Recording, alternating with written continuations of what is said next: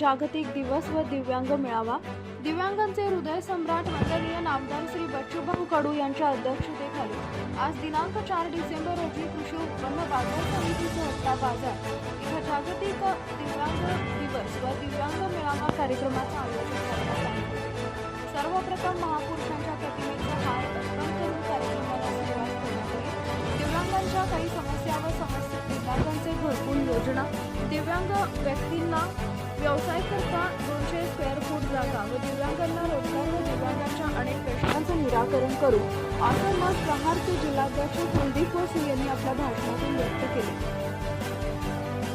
या कार्यक्रमाला प्रमुख पाहुणे लाभलेले रामदास होपळ, प्रहार संघटनेचे जिल्हाध्यक्ष कुलदीप वसू, सुशील कुंडकर युवा जिल्हाध्यक्ष, जीवन खवले शेतकरी जिल्हा उपप्रमुख, मोईन अली प्रहार दिव्यांग जिल्हाध्यक्ष अकोला, गणेश गावडे तालुका अध्यक्ष अकोट, गणेश लहामगे, गजानन एलोने, पूर्णाजी खोडके, पत्रकार साहेबराव आटवले, मंगलाताई खुंडकर, संध्याताई ताथोड, दिव्यांग अध्यक्षा मीनाताई होपळ, उमा बागोकार उपस्थित होते।